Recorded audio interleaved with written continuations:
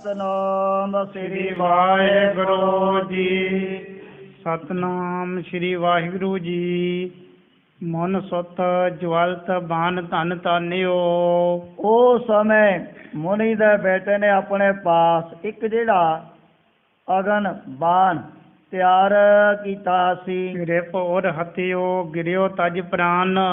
ਜਦੋਂ ਸਾਹਮਣੇ ਬੈਰੀ ਦੀ ਛਾਤੀ ਦੇ ਵਿੱਚ ਅਗਨ ਬਾਣ ਲੱਗਿਆ, ਨਾਲ ਦੀ ਨਾਲ ਇਹਦੇ ਸਰੀਰ ਦਾ ਵੀ ਅੰਤ ਹੋ ਗਿਆ ਸੀ। ਚਮੋ ਅਸੰਖ ਭਈ ਡਿਡ ਠਾਂਡੀ। ਉਸ ਵਕਤ ਅਸੰਖ ਗਿਣਤੀ ਤੋਂ ਪਰੇ ਜਿਹੜੀਆਂ ਫੌਜਾਂ ਇਸ ਰਿਸ਼ੀ ਦੇ ਪੁੱਤਰ ਦੇ ਆਲੇ ਦੁਆਲੇ ਉਹ ਇਕੱਠੀਆਂ ਹੋ ਗਈਆਂ ਹਨ। ਜੈ ਚਾਹਤ ਰਨ ਭੀਮ ਮਚਾਈ। ਇਹੋ ਜਿਹਾ ਭਿਆਨਕ ਜੰਗ ਦੈਂਤਾ ਰਾਖਸ਼ਾਂ ਨੇ ਸਾਹਮਣੇ ਆ ਕਰਕੇ ਕੀਤਾ। ਜਿੱਤ ਤਾਂ ਭਾਵੇਂ ਆਪ ਪ੍ਰਾਪਤ ਕਰਨਾ ਚਾਹੁੰਦੇ ਸਨ। ਘਟ ਘਟ ਬਿਕਟ ਸੁਪਟ ਝਟ ਗਿਰ ਗਿਰ।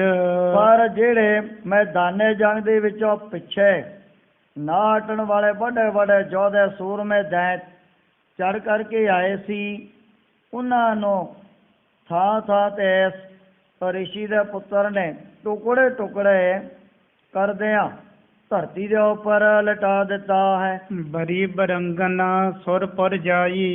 ਜਿਹੜੇ ਨਿਸ਼ਕਾਮ ਹੋ ਕਰਕੇ ਕੁਰਬਾਨੀਆਂ ਕਰਦੇ ਹਨ, ਉਹਨਾਂ ਨੂੰ ਸੁਰਗਾਂ ਦੇ ਵਿੱਚੋਂ ਆ ਕਰਕੇ ਪਰੀਆਂ ਨੇ ਬਰ ਲਿਆ ਸੀ। ਸ਼ਸਤਰਨ ਕੀ ਬਰਖਾ ਕਰ ਘਨ ਸਾਮਾ।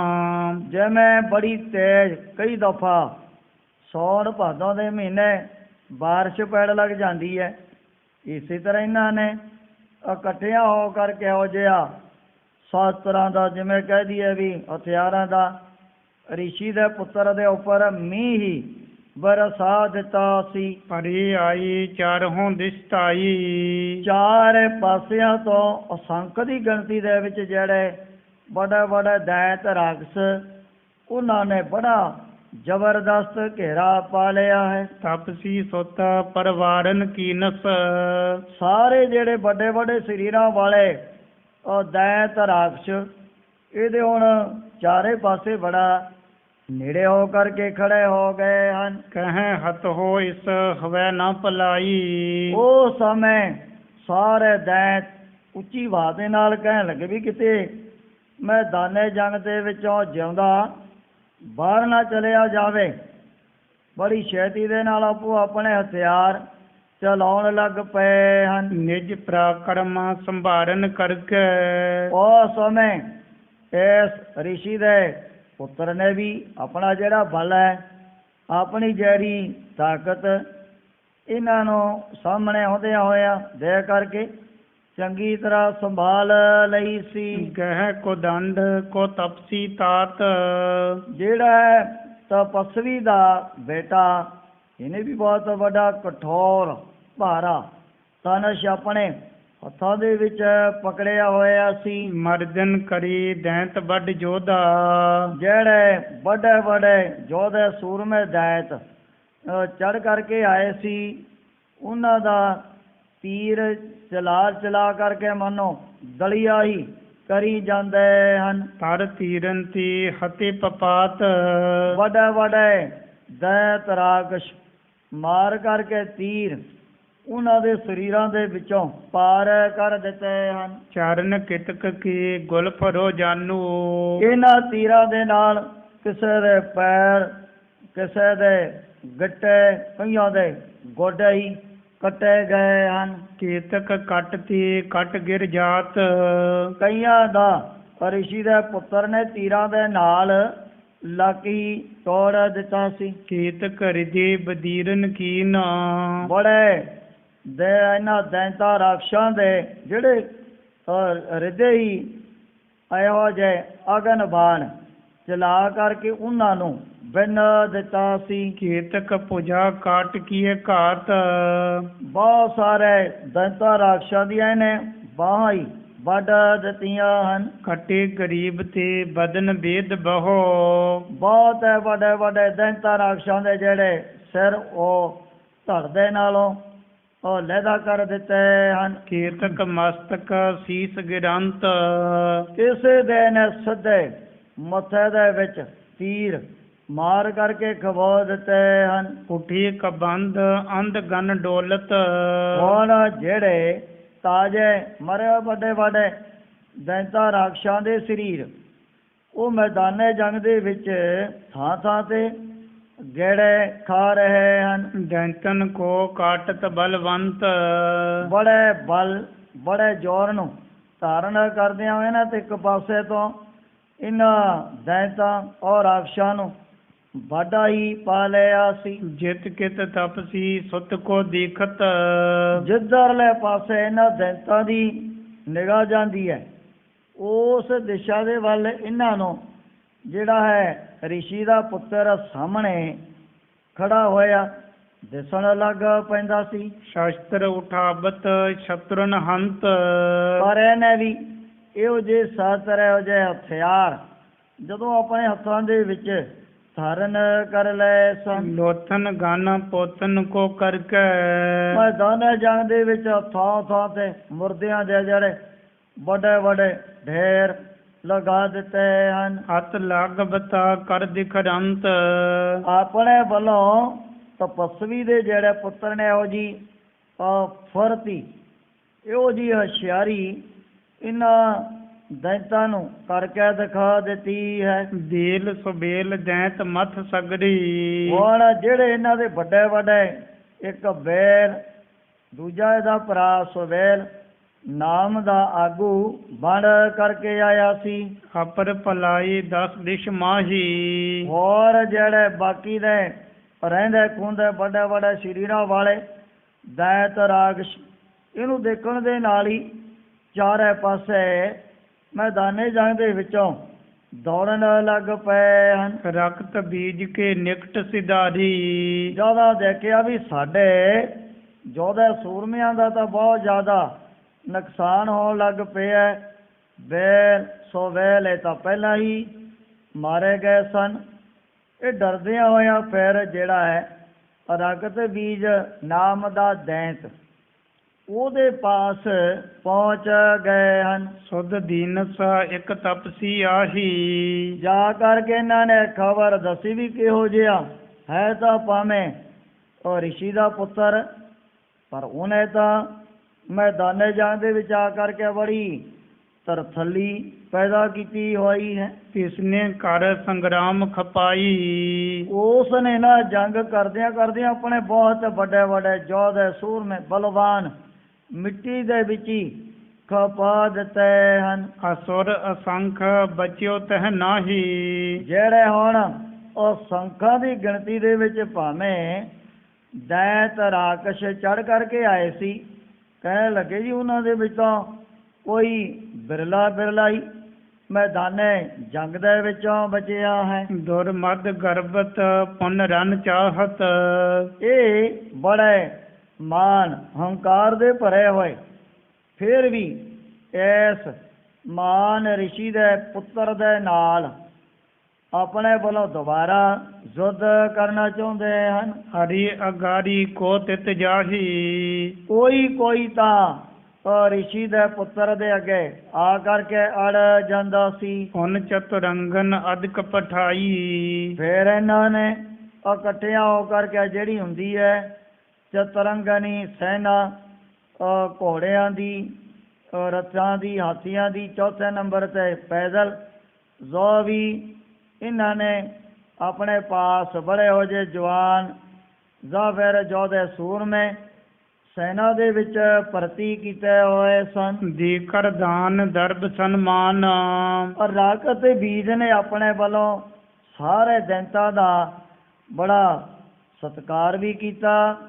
ਮਾਇਆ ਦੇ ਕਰਕੇ ਉਹਨਾਂ ਦਾ ਸਾਰਿਆਂ ਦੇ ਵਿੱਚ ਬਹੁਤ ਵੱਡਾ ਮਾਨ ਸਤਿਕਾਰ ਵੀ ਵਧਾ ਦਿੱਤਾ ਹੈ। ਮਨ ਨੰਦਨ ਸੋ ਸਿਰਜਿਓ ਸੰਗਰ, ਆ ਕਰਕੇ ਫਿਰ ਉਸੇ ਤਰ੍ਹਾਂ ਹੈ ਔਰ ਰਿਸ਼ੀ ਦੇ ਪੁੱਤਰ ਦੇ ਨਾਲ ਸਾਹਮਣੇ ਹੋ ਕਰਕੇ ਲੜਨਾ ਚਾਹੁੰਦੇ ਹਨ। ਆਜੁਦ ਹਤ ਹੈ ਬੂੰਦ ਜਿਮ ਬਾਨ, ਜਿਵੇਂ ਆਕਾਸ਼ ਦੇ ਵਿੱਚੋਂ ਮੀਂਹ ਪੈਣ ਮੌਕੇ ਬੜੀਆਂ ਜਿਹੜੀਆਂ ਬੂੰਦਾਂ ਵੀ ਗਿਰਿਆ ਕਰਦੀਆਂ ਹਨ, ਇਸ ਢੰਗ ਤਰੀਕੇ ਦੁਆਰਾ ਇਹਨਾਂ ਨੇ ਜਿਹੜੇ ਆਪਣੇ ਹਥਿਆਰ ਔਰ ਰਿਸ਼ੀ ਦੇ ਬੇਟੇ ਦੇ ਵੱਲ ਚਲਾਉਣੇ ਸ਼ੁਰੂ ਕਰ ਦਿੱਤੇ ਹਨ। ਬਰਖ ਅਨੇਕਾਂ ਇਸ ਵਿਧ ਬੀਤੀ, ਇਸੇ ਤਰ੍ਹਾਂ ਇਹਨਾਂ ਨੂੰ ਜੰਗ ਕਰਦਿਆਂ ਅਸੰਖਾ ਹੀ ਬਰਸ ਬਤੀਤ ਹੋ ਗਏ ਹਨ। ਕਰਤੀ ਘੋਰ ਘਨੋ ਕਮਸਾਨ, ਚਾਰੇ ਪਾਸੇ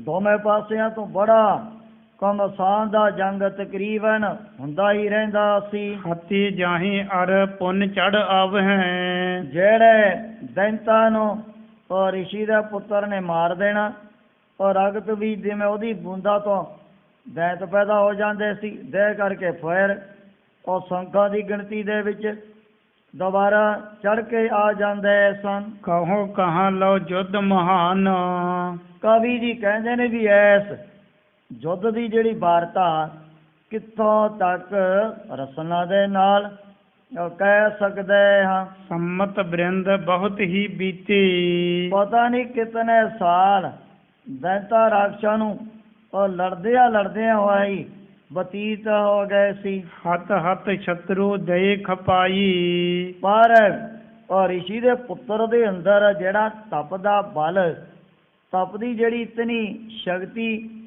ਇਤਨੀ ਤਾਕਤ ਉਹਦੇ ਸਰੀਰ ਦੇ ਅੰਦਰ ਪੈਦਾ ਹੋ ਚੁੱਕੀ ਹੈ, ਭਾਵੇਂ ਸੰਖ ਚੜ ਕੇ ਆ ਗਏ ਤਾਂ ਵੀ ਉਹਨੇ ਆਪਣੇ ਵੱਲੋਂ ਕੋਈ ਪਰਵਾਹ ਨਹੀਂ ਕੀਤੀ ਸੀ।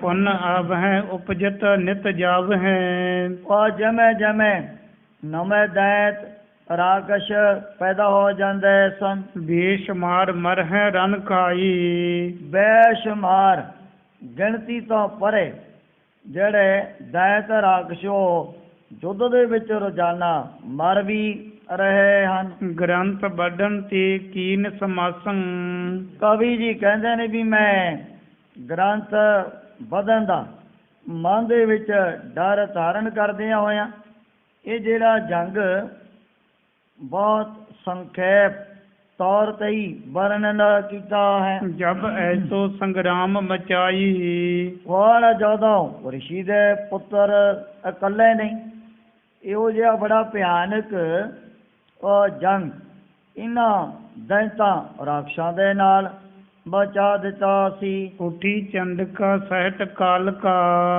ਉਧਰੋਂ ਜਿਹੜੀ ਚੰਡਕ ਹੈ ਦੁਰਗਾ ਜਿਹਦੇ ਕਈ ਨਾਮ ਰੱਖੇ ਹੋਏ ਹਨ, ਇਹਨੂੰ ਵੀ ਹੁਣ ਜਾਗ ਆਈ, ਸਰੀਰ ਦੀ ਥਕਾਵਟ ਲੈ ਗਈ ਹੈ। ਕ੍ਰੋਧਾ ਲੈ ਸ਼ਕਤੀ ਸਮੁਦਾਈ, ਜਦੋਂ ਦੇਖਿਆ ਵੀ ਇਹ ਤਾਂ ਅਜੇ ਵੀ ਉਸੇ ਤਰ੍ਹਾਂ ਮੈਦਾਨੇ ਜੰਗ ਦੇ ਵਿੱਚ ਸਾਹਮਣੇ ਹੋ ਕਰਕੇ ਲੜ ਰਹੇ ਹਨ। ਭਈ ਯੁੱਧ ਮਹਿ ਵਿਦਿਤ ਭਵਾਨੀ, ਭਵਾਨੀ ਦੁਰਗਾ ਇਹ ਵੀ ਆ ਕਰਕੇ ਮੈਦਾਨੇ ਜੰਗ ਦੇ ਵਿੱਚ ਪ੍ਰਗਟ ਹੋ ਗਈ ਹੈ। ਗਨ ਅਨੇਕ ਭੈਰਵ ਦਰਸ਼ਾਈ, ਜੈਸ ਨੇ ਆਪਣੇ ਅਨੇਕਾਂ ਹੀ ਬੜੇ ਡਰਾਉਣੇ ਭਿਆਨਕ ਰੂਪ ਧਾਰਨ ਕਰ ਲਏ ਸੀ। ਮਾਰ ਮਾਰ ਅਸੁਰਨ ਪਰ ਕਰਕੇ, ਇਹ ਵੀ ਮਾਰੋ ਮਾਰ ਕਰਦੀ ਹੋਈ ਇਹਨਾਂ ਦੈਂਤਾ ਰਾਖਸ਼ਾਂ ਦੇ ਸਾਹਮਣੇ ਆ ਗਈ ਸੀ। ਇੱਕ ਹੈ ਬਾਰ ਪਰੇ ਅਰਰਾਈ, ਪਰ ਦੇ ਕਰਕੇ ਜਿਹੜੇ ਦੈਤ ਰਾਖਸ਼ ਇੱਕੋ ਵਾਰ ਅਰੜਾ ਕਰਕੇ ਇਹਦੇ ਉੱਪਰ ਪੈ ਗਏ ਹਨ। ਗੁਰਜਨ ਗਦਾ ਗਰਭ ਗਹਿ ਪਾਥਰ, ਜਿਨ੍ਹਾਂ ਨੇ ਆਪਣੇ ਹੱਥਾਂ ਦੇ ਵਿੱਚ ਵੱਡੀਆਂ ਗੁਰਜਾਂ, ਵੱਡੇ ਪੱਥਰ, ਇਸੇ ਤਰ੍ਹਾਂ ਜਿਹੜੀਆਂ ਹੁੰਦੀਆਂ ਨੇ ਗਦਾ ਮਜ਼ਬੂਤ ਆਪਣੇ ਹੱਥਾਂ ਦੇ ਵਿੱਚ ਪਕੜੀਆਂ ਹੋਈਆਂ ਸਨ। ਰਥ ਮਾਥੀ ਥਿਤ ਮਥੈ ਰਿਸਾਈ, ਜਿਹੜੇ ਦੈਤ ਰਾਕਸ਼ ਕ੍ਰੋਧ ਦੇ ਵਿੱਚ ਆ ਕਰਕੇ ਜਦੋਂ ਇਹਨਾਂ ਨੇ ਵੱਡੇ ਪੱਥਰ, ਵੱਡੀਆਂ ਜਿਹੜੀਆਂ ਗਦਾ ਆਪਣੇ ਵੱਲੋਂ ਚਲਾਉਣੀਆਂ ਆਰੰਭ ਕਰ ਦਿੱਤੀਆਂ ਸਨ, ਵੱਡੇ ਇਹਨਾਂ ਨੇ ਤਾਂ ਰਥ ਉਹ ਵੀ ਚਕਨਾ ਚੂਰ ਕਰ ਦਿੱਤੇ ਹਨ। ਰੌਨਕ ਨਿਕਸਤ ਅਚਿਤ ਕਾਲਕਾ, ਜਿਹੜੇ ਦੈਂਤ ਦੇ ਸਰੀਰ ਦੇ ਵਿੱਚੋਂ ਨਿਕਲਦਾ ਖੂਨ ਇਹ ਨਾਲ ਦੀ ਨਾਲ ਉੱਥੇ ਹੀ ਪੀ ਲੈਂਦੀ ਸੀ। ਕਿਲਕਤ ਕਟ ਕਹਿ ਕਟਕ ਖਪਾਈ, ਐਸ ਨੇ ਵੀ ਕਲਕਾਰੀਆਂ ਮਾਰਦਿਆਂ ਹੋਇਆਂ ਬੜੇ ਦੈਂਤ ਰਾਕਸ਼ ਮੈਦਾਨੇ ਜੰਗ ਦੇ ਵਿੱਚ ਖਪਾ ਦਿੱਤੇ ਹਨ। ਇਮ ਕਰ ਜਤਨ ਅਨੇਕ ਵਿਦਨ ਕੀ, ਇਸ ਨੇ ਵੀ ਇਹਨਾਂ ਦੈਂਤਾਂ ਰਾਖਸ਼ਾਂ ਦਾ ਅੰਤ ਕਰਨ ਦੇ ਲਈ ਆਪਣੇ ਵੱਲੋਂ ਬੜਾ ਉਪਾ ਯਤਨ ਕੀਤਾ ਸੀ। ਸਭ ਦੈਂਤਨ ਦਲ ਕੀਨ ਸਹਾਨ, ਜਿਹੜੀ ਵੀ ਹੈ ਬਹੁਤ ਵੱਡੀ ਫੌਜ ਦੈਂਤਾਂ ਰਾਖਸ਼ਾਂ ਦੀ ਉਹ ਸਾਹਮਣੇ ਚੜ ਕਰਕੇ ਆਈ ਸੀ। ਅਪਰਾਜਿਤ ਭਗਵਤੀ ਭੀਮਾ, ਜਿਹੜੀ ਕਦੇ ਵੀ ਦੂਜੇ ਪਾਸੋਂ ਜਿੱਤੀ ਨਹੀਂ ਜਾਂਦੀ। ਅਪਰਾਜਿਤਾ ਪਵਰਾ ਪਵਾ, ਜਿਹਦੇ ਲੋਕਾਂ ਨੇ ਆਪੋ ਆਪਣੀ ਵਿਚਾਰ ਦੇ ਮੁਤਾਬਕ ਅਨੇਕਾਂ ਨਾਮ ਵੀ ਰੱਖੇ ਹੋਏ ਨੇ। ਕੋਈ ਚੰਡਕਾ ਕਹਿ ਦਿੰਦਾ, ਕੋਈ ਦੁਰਗਾ ਕਹਿ ਦਿੰਦਾ ਹੈ। ਪਦਰਾ ਅਪੈ ਪਹਿਰਾ ਜਾਨ, ਇਸੇ ਤਰ੍ਹਾਂ ਪੱਧਰਾ ਪਹਿਰਾ, ਜੋ ਡਰਾਂ ਨੂੰ ਦੂਰ ਕਰਨ ਵਾਲੀ ਹੈ। ਪਰਮ ਪ੍ਰਸਿੱਧਤ ਉਤਫੁੱਲ ਨੈਣ, ਉਹ ਸਮੇਂ ਜਿਹੜਾ ਹੈ ਰਿਸ਼ੀ ਦਾ ਪੁੱਤਰ, ਉਹਦਾ ਇਹੋ ਜਿਹਾ ਬਹੁਤ ਵੱਡਾ ਭਿਆਨਕ ਜੰਗ ਯੁੱਧ ਦੇ ਕਰਕੇ ਬੜੀ ਖੁਸ਼ ਹੋ ਗਈ ਸੀ। ਜਨ ਹਰ ਬਿੰਦ ਭੋਰ ਪਿਖ ਪਾਨ, ਜਿਵੇਂ ਕਹਿੰਦੇ ਚੜ੍ਹਦੇ ਸੂਰਜ ਨੂੰ ਦੇ ਦਿਆਂ ਬਗੀਚਿਆਂ ਦੇ ਵਿੱਚ ਵੱਡੇ ਵੱਡੇ ਕਮਲਾਂ ਦੇ ਫੁੱਲ ਜਿਸ ਤਰ੍ਹਾਂ ਖਿੜ ਜਾਂਦੇ ਹਨ, ਇਸੇ ਤਰ੍ਹਾਂ ਇਹਦੇ ਚਿਹਰੇ ਦੇ ਉੱਪਰ ਵੀ ਬੜੀਆਂ ਜਿਹੜੀਆਂ ਰੌਣਕਾਂ ਰਿਸ਼ੀ ਦੇ ਪੁੱਤਰ ਨੂੰ ਦੇ ਕਰਕੇ ਪੈਦਾ ਹੋ ਗਈਆਂ ਹਨ। ਅਸੁਰ ਅਸੰਕਨ ਤੇ ਕਰ ਪਰਾਕਰਮ, ਵੀ ਜਿਸ ਨੇ ਅਸੰਖਾ ਹੀ ਵੱਡੇ ਵੱਡੇ ਦੈਂਤਾਂ ਔਰ ਰਾਖਸ਼ਾਂ ਨੂੰ ਬਹੁਤ ਆਪਣਾ ਵੱਡਾ ਬਲ ਜ਼ੋਰ ਧਾਰਨ ਕਰਕੇ ਇਹਨੇ ਨਾਸ ਕਰ ਦਿੱਤਾ ਹੈ। ਵਿਜੈ ਲਈ ਰਿਪ ਸਭ ਛੈ ਮਾਨ, ਇਹਨਾਂ ਬੈਰੀਆਂ ਦੁਸ਼ਮਣਾਂ ਦਾ ਕਰਕੇ ਨਾਸ ਇਸ ਮਹਾਨ ਰਿਸ਼ੀ ਦੇ ਪੁੱਤਰ ਨੇ ਵਿਜੈ ਜਿੱਤ ਵੀ ਪ੍ਰਾਪਤ ਕਰ ਲਈ ਹੈ। ਦੋਹਰਾ ਭੋ ਦੇਵੋ ਤੁਮ ਸਭ ਲਖੋ, ਜਥਾ ਭਗਵਤੀ ਜੀਤ, ਇਹ ਜਿਹੜੀ ਸਾਰੀ ਵਾਰਤਾ ਵਰਮਾ ਜੀ ਉਹਨਾਂ ਦੇਵਤਿਆਂ ਨੂੰ ਆਪਣੇ ਪਾਸ ਸੁਣਾ ਰਹੇ ਨੇ ਵੀ ਇਸ ਪੁਰਾਤਨ ਵਾਰਤਾ ਨੂੰ ਤੁਸੀਂ ਆਪਣੇ ਆਪ ਹੀ ਸਾਰੇ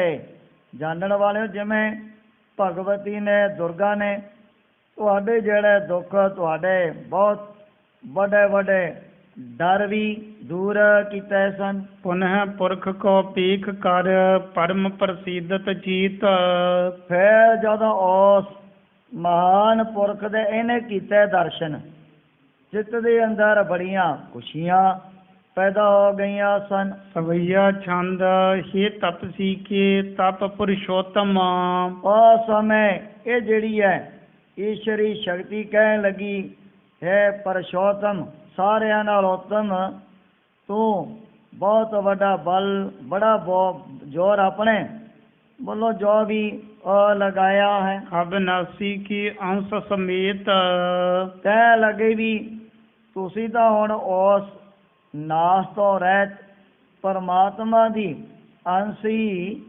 ਤਪੱਸਿਆ ਕਰਦਿਆਂ ਬਣ ਚੁੱਕੇ ਹੋ। ਕਰ ਪਰਾਕਰਮ ਰਿਪ ਘਾਤਕ ਪਤਾਤੀ, ਦੇਖ ਤੈ ਕਿਤਨਾ ਉਦਮ ਪ੍ਰਸ਼ਾਰਤ ਕਰਦਿਆਂ ਹੋਇਆ ਉਹ ਮੇਰੇ ਵੱਡੇ ਵੱਡੇ ਬੈਰੀ ਉਹ ਦੁਸ਼ਮਣੀ ਖਪਾ ਦਿੱਤੇ ਹਨ। ਅਨਗਨ ਪਰੇ ਅਜੋਧਨ ਖੇਤ, ਦੇਖੋ ਕਿਵੇਂ ਜਿਹੜੇ ਵੱਡੇ ਵੱਡੇ ਦੈਤ ਉਹ ਰਾਕਸ਼ ਆਪਣੇ ਅੰਗਾਂ ਨੂੰ ਖਿਲਾਰ ਕੇ ਨਾ ਇਹ ਮੈਦਾਨੇ ਜੰਗ ਦੇ ਵਿੱਚ ਪਏ ਹਨ। ਦਾਰਨ ਦੁਸਹਿ ਮਚਾਇਓ ਸੰਗੜ, ਇਹੋ ਜਿਹਾ ਬਹੁਤ ਵੱਡਾ ਭਿਆਨਕ ਜੰਗ ਜਦੋਂ ਤੁਸੀਂ ਇਹਨਾਂ ਦੈਂਤਾਂ ਰਾਕਸ਼ਾਂ ਦੇ ਸਾਹਮਣੇ ਹੋ ਕਰਕੇ ਕੀਤਾ ਸੀ। ਸੁਣਤ ਗਰਜਨਾ ਦੁਸ਼ਟ ਅਚੇਤ, ਤੁਹਾਡੀ ਤਾਂ ਗਰਜਨਾ, ਤੁਹਾਡੀ ਨਾ ਆਵਾਜ਼ ਸੁਣ ਕਰਕੇ ਬੜੇ ਜਿਹੜੇ ਦੈਤ ਰਾਕਸ਼ ਬੇਹੋਸ਼ ਹੋ ਜਾਂਦੇ ਹਨ। ਭਈ ਅਧੀਰ ਪੀਰਤਾ ਧਰਕੈ, ਜਦੋਂ ਵੀ ਕਦੇ ਤੁਸੀਂ ਆਪਣੀ ਰਸਨਾ ਤੇ ਉਹ ਜੀ ਆਵਾਜ਼ ਕੱਢਦੇ ਹੋ, ਆਵਾਜ਼ ਸੁਣ ਕਰਕੇ ਇਹਨਾਂ ਨੂੰ ਤਾਂ ਬੜੀਆਂ ਉਸੇ ਵਕਤ ਭਾਜੜਾਂ ਪੈ ਜਾਂਦੀਆਂ ਹਨ। ਬਹੁਤੇ ਤਾਂ ਜਿਵੇਂ ਹੁੰਦੇ ਨੇ ਕੈਰ, ਵਜਦਲ, ਡਰਪੋਕ, ਆਪਣੇ ਪ੍ਰਾਣਾਂ ਦਾ ਬਚਾਅ ਕਰਨ ਦੇ ਲਈ ਮੈਦਾਨੇ ਜੰਗ ਦੇ ਵਿੱਚੋਂ ਪਿੱਛੇ ਹੀ ਦੌੜਨ ਲੱਗ ਜਾਂਦੇ ਹਨ। ਰਹੇ ਸਮੁਖ ਗੇ ਮ੍ਰਿਤੂ ਨਿਕੇਤ। ਪਰ ਜਿਹੜਾ ਨਾ ਦੈਂਤ ਰਾਕਸ਼ ਤੁਹਾਡੇ ਸਾਹਮਣੇ ਇੱਕ ਵਾਰੀ ਚੱਲ ਕਰਕੇ ਆਇਆ, ਉਹਨੂੰ ਤਾਂ ਫਿਰ ਤੁਸੀਂ ਸਿੱਧਾ ਮੌਤ ਦੇ ਘਰ ਦੇ ਵਿੱਚ ਹੀ ਪਹੁੰਚਾ ਦਿੱਤਾ ਸੀ। ਕੀਨਸ ਬਹੁ ਸਹਾਇਤਾ ਮੇਰੀ। ਤੈਂ ਤਾਂ ਅਚਾਨਕ ਹੀ ਪ੍ਰਗਟ ਹੋ ਕੇ ਕਿਤਨੀ ਮੇਰੀ ਸਹਾਇਤਾ ਮਦਦ ਇਹਨਾਂ ਦੈਂਤਾਂ ਤੋਂ ਬਚਾ ਕਰਨ ਦੇ ਲਈ ਕੀਤੀ ਹੈ। ਹੱਥ ਕੈ ਦੈਂਤ ਭੀਮ ਸਮੁਦਾਈ। ਜਿਹੜੇ ਬੜੇ ਡਰਾਉਣਾ ਭਿਆਨਕ ਰੂਪ ਧਾਰਨ ਕਰਕੇ ਤਾਂ ਮੇਰੇ ਪਿੱਛੇ ਹੀ ਪੈ ਚੁੱਕੇ ਸਨ। ਏਕ ਬਾਰ ਤੁਮ ਮੋਹਿ ਬੁਲਾਵੋ। ਉਸ ਸਮੇਂ ਜਿਹੜੀ ਹੈ ਉਹ ਸ਼ਕਤੀ ਪਰਮਾਤਮਾ ਦੀ ਕਹਿਣ ਲੱਗੀ ਵੀ ਇੱਕ ਵਾਰੀ ਜਦੋਂ ਵੀ ਤੁਸੀਂ ਮੈਨੂੰ ਮਾਤ ਲੋਕ ਦੇ ਉੱਪਰ ਬੁਲਾਉਣਾ ਕਰੋਗੇ, ਤਬ ਆਬਹੂੰਗੀ ਮੈਂ ਹਰ ਖਾਈ। ਉਸ ਸਮੇਂ ਮੈਂ ਵੀ ਤੁਹਾਡੇ ਪਾਸ ਬੜੀ ਖੁਸ਼ੀ ਦੇ ਸਹਿਤ ਹਾਜ਼ਰ ਹੋ ਜਾਣਾ। ਜਿਹੜੀ ਵਿਚਾਰੀ ਆਪ ਹੀ ਦੈਂਤਾਂ ਤੋਂ ਰਾਕਸ਼ਾਂ ਤੋਂ ਡਰਦੀ ਹੋਈ ਗਾਇਬ ਹੋ ਗਈ ਹੈ, ਉਹਨੇ ਦੂਜਿਆਂ ਦਾ ਕੀ ਸਵਾਰ ਦੇਣਾ, ਦੂਜਿਆਂ ਦੀ ਕਿਵੇਂ ਮਦਦ ਕਰ ਦੂ। ਇੱਕ ਵਿਚਾਰ ਕਰਨ ਵਾਲੀ ਗੱਲ ਹੈ। ਭਾਈ ਸਾਹਿਬ ਜੀ ਨੇ ਇੱਥੇ ਜਿਹੜਾ ਬਹੁਤ ਅਨਾਦੀ ਕਾਲ ਦਾ ਇਤਿਹਾਸ ਜਿਵੇਂ ਜਿਵੇਂ ਪੜ੍ਹਿਆ ਉਸੇ ਤਰ੍ਹਾਂ ਲਿਖਿਆ, ਪਰ ਸਤਿਗੁਰੂ ਜੀ ਨੇ ਪ੍ਰਵਚਨ ਆਪਣੀ ਰਸਨਾ ਤੋਂ ਹੀ ਕਹਿ ਦਿੱਤੇ ਹਨ। ਮੈਂ ਹੋ ਪਰਮ ਪੁਰਖ ਕੋ ਦਾਸਾ, ਦੇਖਣ ਆਇਓ ਜਗਤ ਤਮਾਸ਼ਾ, ਮੋਹ ਕੋ ਦਾਸ ਤਵਨ ਕਾ ਜਾਨੋ, ਜਾ ਮੈਂ ਭੇਦਨ ਰੰਚ ਪਛਾਨੋ। ਵੀ ਮੈਂ ਤਾਂ ਉਸ ਕਾਲ ਪੁਰਖ ਵਾਹਿਗੁਰੂ ਦਾ ਸੇਵਕ ਦਾਸਾ। ਮੈਂ ਹੋ ਪਰਮ ਪੁਰਖ ਕੋ ਦਾਸਾ, ਦੇਖਣ ਆਇਓ ਜਗਤ ਤਮਾਸ਼ਾ। ਉਸ ਕਾਲ ਪੁਰਖ ਵਾਹਿਗੁਰੂ ਨੇ ਆਪ ਹੀ ਹੁਕਮ ਕਰਕੇ ਦੁਸ਼ਟ ਦਮਨ ਨੂੰ ਇਸ ਮਾਤਲੋ ਦੀ ਧਰਤੀ ਦੇ ਉੱਪਰ ਭੇਜਿਆ ਸੀ। ਬੜੇ ਹੋ ਜਿਹੇ ਬਚਨ ਸਤਿਗੁਰੂ ਜੀ ਨੇ ਉਹ ਬਚਿੱਤਰ ਉਹ ਨਾਟਕ ਦੇ ਵਿੱਚ ਕੀਤੇ ਹਨ। ਜਿਉਂ ਤਿਉਂ ਪ੍ਰਭ ਹਮ ਕੋ ਸਮਝਾਇਓ, ਇਮ ਕਹਿ ਕੇ ਇਹ ਲੋਕ ਪਠਾਇਓ। ਮੈਂ ਆਪਣਾ ਸੁਤ ਤੋਹੇ ਨਵਾਜਾ, ਪੰਥ ਪਰਚੁਰ ਕਰਵੇ ਕੋ ਸਾਜਾ। ਕਾਹਦੇ ਲਈ? ਤੀਸਰਾ ਜਿਹੜਾ ਖਾਲਸਾ ਪੰਥ ਸਾਜਣ ਵਾਸਤੇ ਉਹ ਸਮੇਂ ਅਕਾਲ ਪੁਰਖ ਵਾਹਿਗੁਰੂ ਨੇ ਹੁਕਮ ਕੀਤਾ ਸੀ। ਜਾਂ ਤਾਂ ਤੁਮ ਧਰਮ ਚਲਾਏ, ਕਬੁੱਧ ਕਰਨ ਤੇ ਲੋਕ ਹਟਾਏ। ਬੜੇ ਜਿਹੜੇ ਪ੍ਰਮਾਣ ਬੜੇ ਬਚਨ ਨੇ ਤਾਂ ਸਤਿਗੁਰੂ ਜੀ ਨੇ ਆਪ ਹੀ ਖੁਦ ਰਸਨਾ ਤੋਂ ਉਚਾਰਨ ਕੀਤੇ ਹਨ। ਇਹਦੇ ਵਿੱਚ ਕੋਈ ਵੀ ਇਹੋ ਜਿਹੀ ਬਾਕੀ ਸੰਸ਼ੈ ਵਾਲੀ ਗੱਲ ਤਾਂ ਰਹਿ ਨਹੀਂ ਜਾਂਦੀ ਹੈ। ਪਰ ਫਿਰ ਵੀ ਕਵੀ ਜੀ ਦਾ ਜਿਹੜਾ ਜ਼ਿਆਦਾ ਜਿਹੜਾ ਖਿਆਲ ਪੁਰਾਤਨ ਇਤਿਹਾਸ ਦੇ ਵਾਲੀ ਉਹ ਜ਼ਿਆਦਾਤਰ ਬਣਿਆ ਰਹਿੰਦਾ ਹੈ। ਉਹ ਸਮੇਂ ਇਹ ਜਿਹੜੀ ਭਗਵਤੀ ਹੈ ਪਰਮਾਤਮਾ ਦੀ ਸ਼ਕਤੀ ਕਹਿ ਲੱਗੀ ਵੀ ਜੇ ਤੁਸੀਂ ਮੈਨੂੰ ਕਦੇ ਯਾਦ ਕਰੋਗੇ ਮੈਂ ਵੀ ਤੁਹਾਡੇ ਪਾਸ ਹਾਜ਼ਰ ਹੋ ਜਾਣਾ ਹੈ। ਮੇਰੀ ਬਹੁ ਪ੍ਰਸੰਨਤਾ ਤੁਮ ਪਰ। ਤੁਹਾਡੇ ਉੱਪਰ ਮੇਰੀ ਬੜੀ ਖੁਸ਼ੀ ਬੜੀ ਪ੍ਰਸੰਨਤਾ ਹੋ ਗਈ ਹੈ। ਤੁਸੀਂ ਤਾਂ ਵੱਡੇ ਵੱਡੇ ਦੈਂਤਾਂ ਰਾਕਸ਼ਾਂ ਤੋਂ ਮੈਨੂੰ ਬਚਾ ਲਿਆ। ਅਗਰ ਜੇ ਮੈਂ ਕਿਤੇ ਉਹਨਾਂ ਦੇ ਹੱਥ ਲੱਗ ਜਾਂਦੀ, ਇਹੋ ਜਿਹੇ ਭਿਆਨਕ ਦੈਂਤਾਂ ਨੇ ਕਦੇ ਵੀ ਮੈਨੂੰ ਜਿਉਂਦੇ ਨਹੀਂ ਛੱਡਣਾ ਸੀ। ਬਰੰਗ ਬਰੂਹ ਲਿਹੋ ਜਿਮ ਉਰ ਆਈ। ਕਹਿਣ ਲੱਗੇ ਵੀ ਜਿਵੇਂ ਤੁਹਾਡੇ ਮਨ ਦੇ ਵਿੱਚ ਕੋਈ ਇਹੋ ਜਿਹੀ ਕਾਮਨਾ ਹੈ, ਕੋਈ ਇੱਛਾ ਹੈ, ਮੰਗ ਸਕਦੇ ਹੋ। ਅਬ ਸਰੀਰ ਜੋ ਧਾਰਨ ਕੀਨੋ। ਆ ਜਿਹੜਾ ਹੁਣ ਤੁਸੀਂ ਤਪੱਸਿਆ ਕਰਨ ਮੌਕੇ ਇੱਕ ਜਿਸਮ ਧਾਰਨ ਕੀਤਾ ਹੋਇਆ ਹੈ। ਚਿਰੰਜੀਵ ਹੋ ਬਹੁ ਸੁਖ ਪਾਈ। ਤੁਹਾਡੀ ਜਿਹੜੀ ਉਮਰ ਬਹੁਤ ਜ਼ਿਆਦਾ ਵੱਡੀ ਹੋ ਜਾਣੀ ਹੈ। ਜਦਾ ਚਾਹੋ ਚਿਤ ਤਦਾ ਤਿਆਗੋ। ਇਹ ਜਿਹੜੀ ਹੈ ਪਰਮਾਤਮਾ ਦੀ ਸ਼ਕਤੀ ਕਹਿਣ ਲੱਗੇ ਵੀ ਜਦੋਂ ਵੀ ਤੁਸੀਂ ਚਾਹੋ ਨਾ ਉਸੇ ਵਕਤ ਆਪਣੇ ਸਰੀਰ ਦਾ ਵੀ ਪਰਿਤਿਆਗ ਕਰ ਸਕਦੇ ਹੋ। ਇਤਨੀ ਸ਼ਕਤੀ, ਇਤਨੀ ਤਾਕਤ ਤੁਹਾਡੇ ਅੰਦਰ ਪੈਦਾ ਹੋ ਗਈ ਹੈ। ਜਦੋਂ ਵੀ ਚਾਹੋ ਉਸੇ ਸਮੇਂ ਆ ਜਿਹੜਾ ਪੰਜਾਂ ਤੱਤਾਂ ਦਾ ਝੋਲਾ ਹੈ, ਤੁਸੀਂ ਇਹਦਾ ਤਿਆਗ ਵੀ ਕਰ ਸਕਦੇ ਹੋ। ਲੱਖੋਂ ਸੰਮਤ ਜਰਾ ਨਾ ਆਈ, ਲੱਖਾਂ ਵਰਿਆਂ ਦੀ ਆਜੂ ਹੋਣ ਦੇ ਬਾਵਜੂਦ ਆ ਜਿਹੜਾ ਵੱਡੇਪਾ ਨਾ ਕਦੇ ਵੀ ਤੁਹਾਡੇ ਸਰੀਰ ਦੇ ਉੱਪਰ ਨਹੀਂ ਆਵੇਗਾ। ਤਪਨ ਤਪਹੁ ਅਤ ਉਗਰ ਤੇਜ ਹੋਈ, ਜਿਵੇਂ ਜਿਵੇਂ ਘੋਰ ਤਪੱਸਿਆ ਕਰੋਗੇ ਉਵੇਂ ਉਵੇਂ ਤੁਹਾਡਾ ਤੇਜ ਪ੍ਰਤਾਪ ਵੀ ਬਹੁਤ ਜ਼ਿਆਦਾ ਆਪਣੇ ਆਪ ਹੀ ਵੱਧ ਜਾਣਾ। ਤਪੋ ਰਾਜ ਰਾਜੋ ਨਰਕ, ਇਹ ਕਹਾਵਤ ਵੀ ਉਹ ਦੁਨੀਆ ਦੇ ਵਿੱਚ ਅੱਜ ਤੱਕ ਚਲੀ ਆ ਰਹੀ ਹੈ। ਤਪੋ ਰਾਜ ਰਾਜੋ ਨਰਕ, ਜਿਨ੍ਹਾਂ ਨੇ ਕੋਈ ਮਾੜੇ ਮੋਟੇ ਤਪ ਤਪੱਸਿਆ ਕੀਤੀ ਹੁੰਦੀ ਹੈ ਉਹ ਸੰਸਾਰ ਦੇ ਵਿੱਚ ਆ ਕਰਕੇ ਵੱਡੇ ਵੱਡੇ ਰਾਜੇ ਮਹਾਰਾਜੇ ਚੱਕਰਵਰਤੀ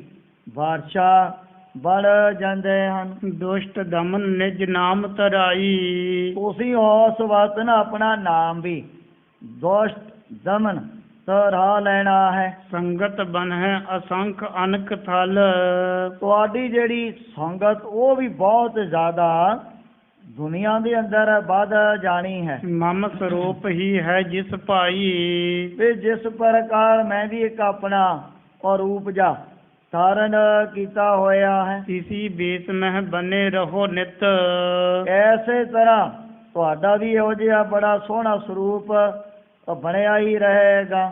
ਜਬ ਕਬ ਜਹ ਕਹਿ ਕਰਬ ਸਹਾਈ, ਜਦੋਂ ਕਦੋਂ ਵੀ ਤੁਹਾਡੇ ਉੱਪਰ ਕੋਈ ਇਹੋ ਜਿਹੀ ਪੀੜਾ ਆ ਵੀ ਗਈ, ਫਿਰ ਉਸ ਵਕਤ ਪ੍ਰਮਾਤਮਾ ਨੇ ਤੁਹਾਡੀਆਂ ਵੱਡੀਆਂ ਵੱਡੀਆਂ ਬਿਪਤਾਂ ਵੀ ਨਾਸ ਕਰ ਦੇਣੀਆਂ ਹਨ। ਬਾਕ ਵਿਸਾਰਦ ਦਰੁਗਾ ਬਾਕ ਕੋ, ਪਰ ਜਦੋਂ ਈਸ਼ਵਰੀ ਸ਼ਕਤੀ ਨੇ ਇਹੋ ਜਿਹੇ ਬਚਨ ਇਸ ਰਿਸ਼ੀ ਦੇ ਪੁੱਤਰ ਨੂੰ ਆਪਣੇ ਵੱਲੋਂ ਕੀਤੇ ਸੀ, ਸੁਨਤ ਪੁਰਖ ਨੇ ਪਾਖਿਓ ਬੈਨ, ਸੁਣ ਕਰਕੇ ਇਸ ਮਹਾਨ ਪੁਰਖ ਨੇ ਵੀ ਆਪਣੇ ਵੱਲੋਂ ਇਹ ਬਚਨ ਕਹਿ ਦਿੱਤੇ ਹਨ। ਨਾਮ ਸਿੰਘ ਕੋ ਧਾਰਨ ਕਰਹੁ, ਵੀ ਮੈਂ ਤਾਂ ਆਪਣੇ ਨਾਮ ਦੇ ਪਿੱਛੇ ਸਿੰਘ ਸ਼ਬਦ ਵੀ ਲਗਾ ਲੈਣਾ ਹੈ। ਖੁੱਲੇ ਕੇਸ ਕਟ ਤਾਗੇ ਹੈ ਨਾ, ਇਸੇ ਤਰ੍ਹਾਂ ਵੱਡੇ ਵੱਡੇ ਜਿਹੜੇ ਕੇਸ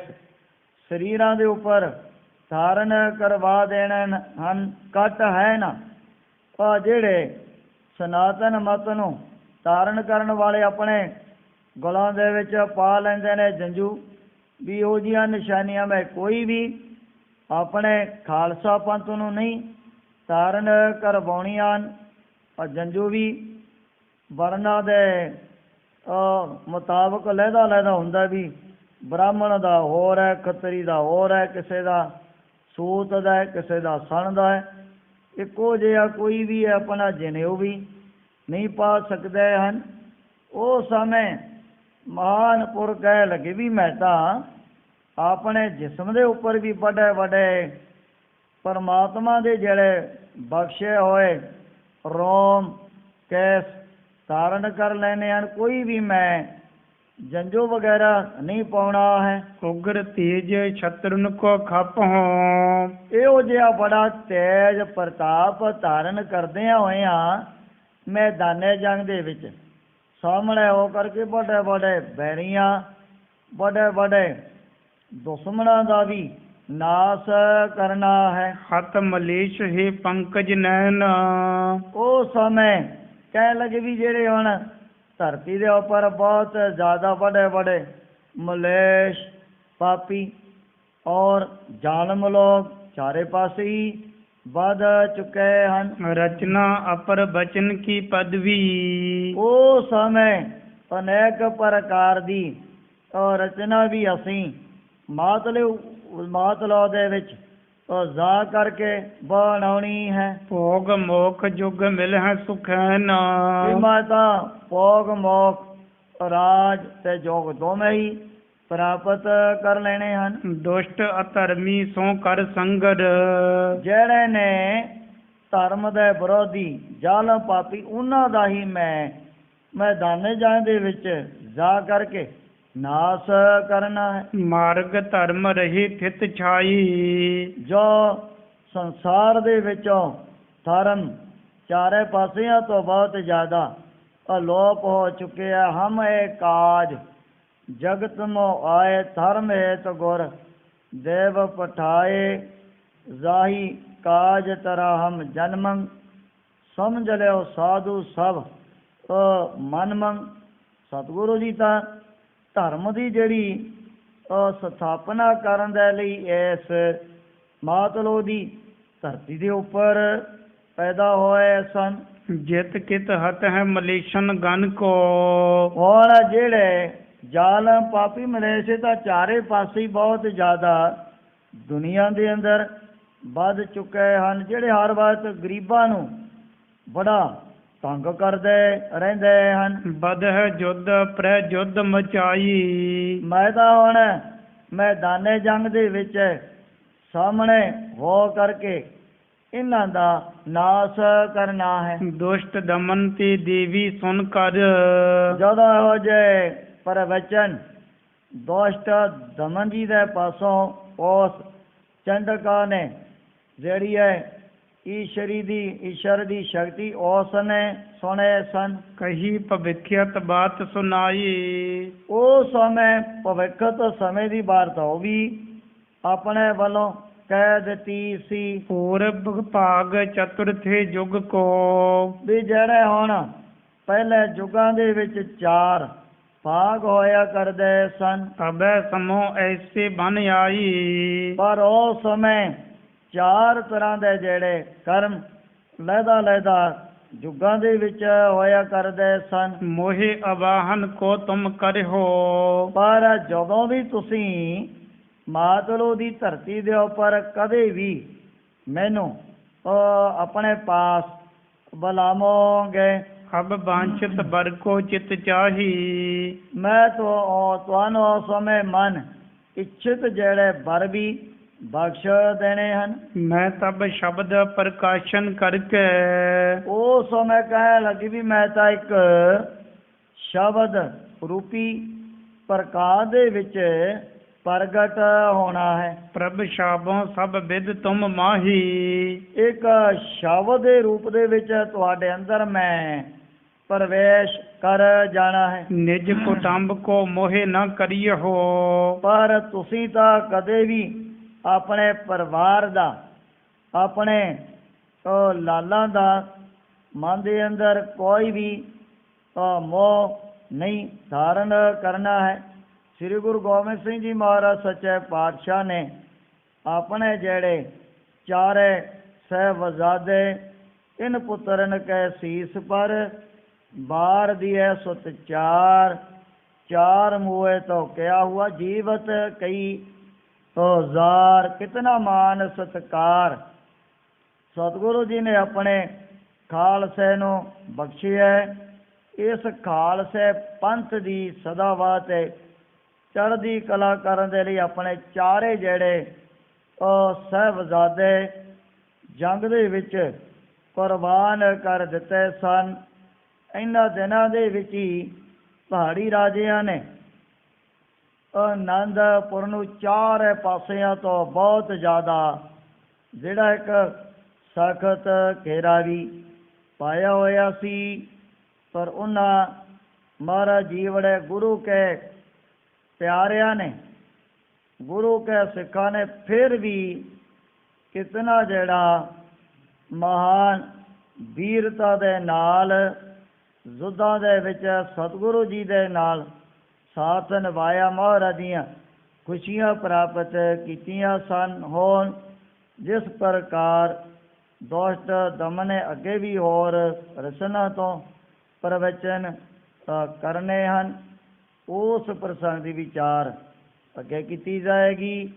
ਕਿਉਂ ਸਤਿਗੁਰੂ ਤੇਗ ਬਹਾਦਰ ਸਾਹਿਬ ਜੀ ਮਹਾਰਾਜ ਗੁਰਤਾ ਗੱਦੀ 'ਤੇ ਬਿਰਾਜਮਾਨ ਹੋ ਕਰਕੇ ਆਪਣੇ ਪਵਿੱਤਰ ਉਪਦੇਸ਼ ਅਤੇ ਦਰਸ਼ਨਾਂ ਦੁਆਰਾ ਬੜ ਭਾਗੇ ਗੁਰ ਸਿੱਖਾ ਤਾਈ ਨੇ ਹਾਲ ਕਰ ਰਹੇ ਨੇ। ਨਿਜ ਕੁਟੰਬ ਕੋ ਮੋਹ ਨ ਕਰਿਓ, ਰਹੋ ਸਮਾਨ ਦੁੰਦ ਉਪਜਾਹੀ। ਨਿਜ ਕੁਟੰਬ ਕੋ ਮੋਹ ਨ ਕਰਿਓ, ਰਹੋ ਸਮਾਨ ਦੁੰਦ ਉਪਜਾਹੀ। ਇਹ ਚੌਥੇ ਪਾਰ ਬ੍ਰਹਮ ਅਬਨਾਸੀ ਅਗਨਾਸ।